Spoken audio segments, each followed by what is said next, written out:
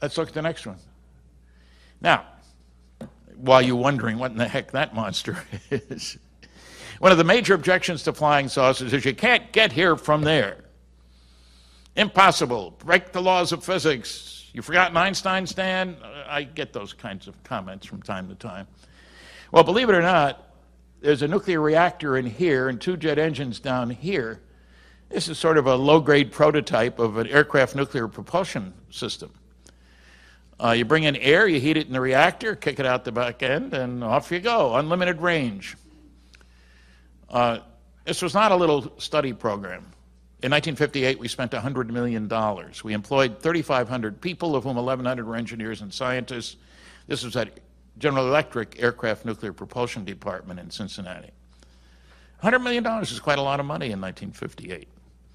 Some people say it is now, but we all know it's peanuts by government standards anyway. We did get much more advanced than that. The program, like so many others I worked on, was canceled. I think I set a record, and Bob, maybe you can argue about this, but having worked on more government-sponsored canceled programs than anybody.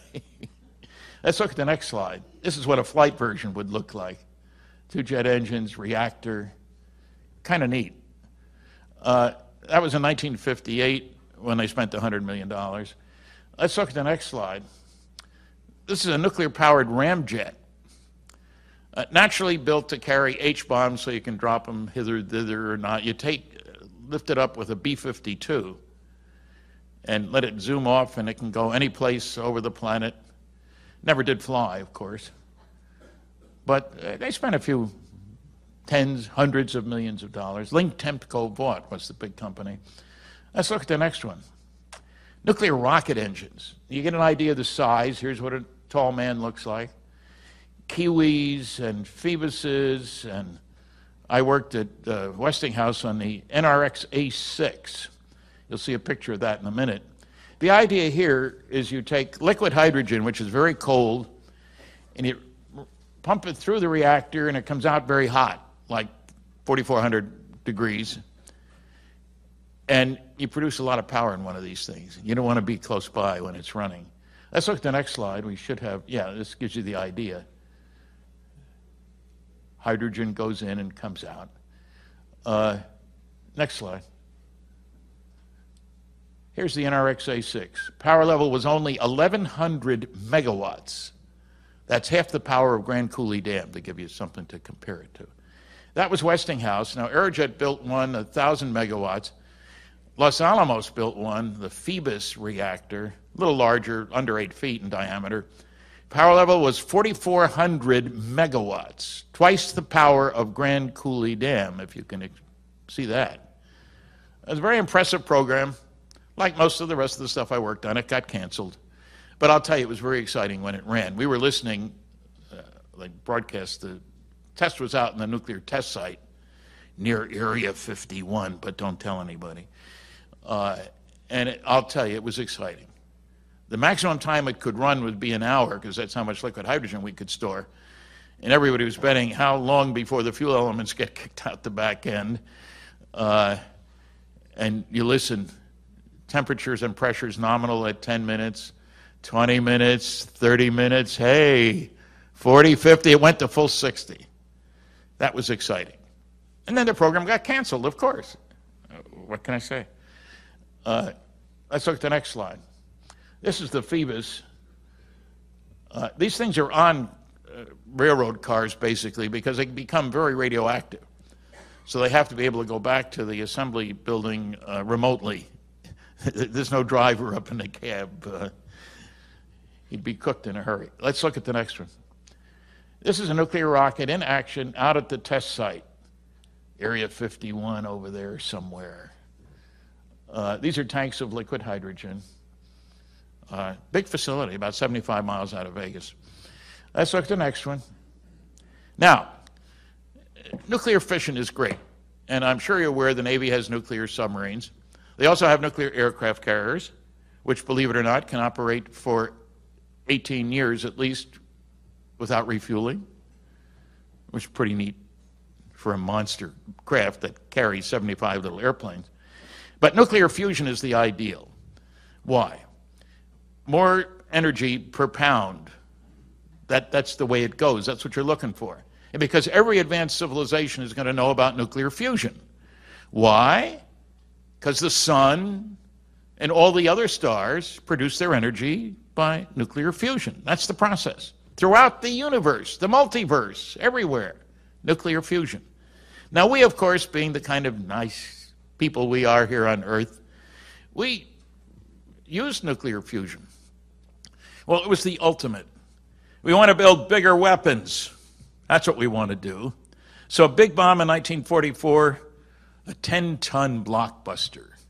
Took a big B-29 to carry this one bomb. That's 10 tons of dynamite. Wow. First, that was in 1944, let's say. 1945, our first atomic bomb, 16,000 tons of dynamite energy release.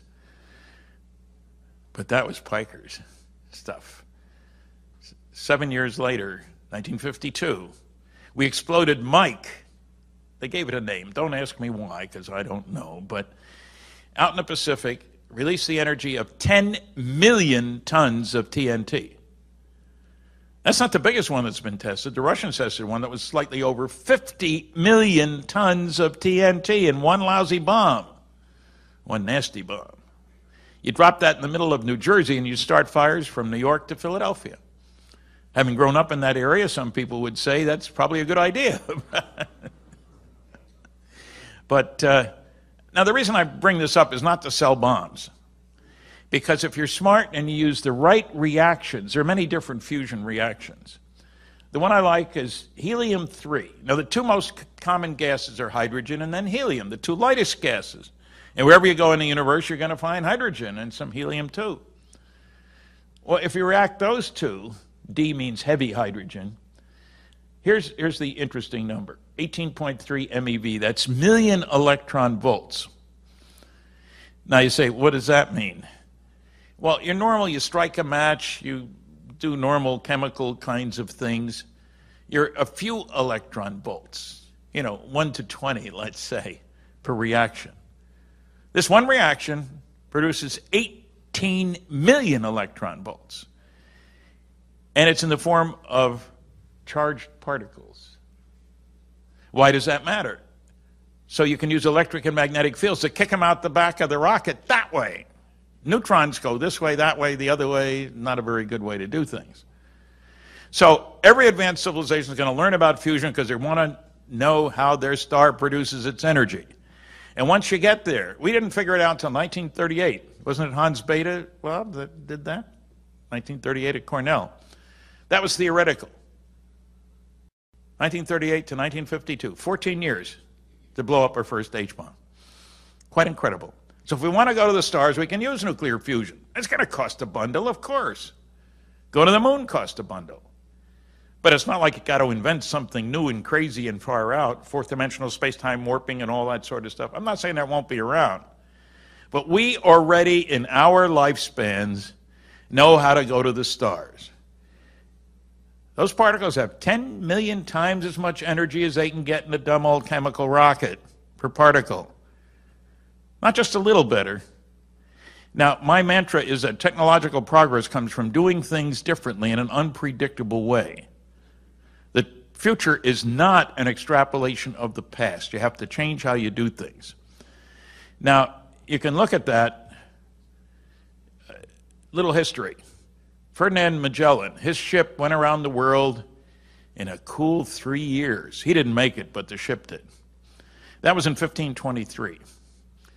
Nellie Bly, trying to fulfill the notion of around the world in 80 days, she made it just under 80 days in the late 1800s. The space station goes around the planet in 90 minutes. The space station is not a better sailboat, which is what Magellan used. You got to change how you do things. This laser is not a better light bulb. Entirely different physics. There's an important point there. We're not stuck at where we are. There's the future, doing things differently. And if we don't learn that lesson, somebody else will teach it to us.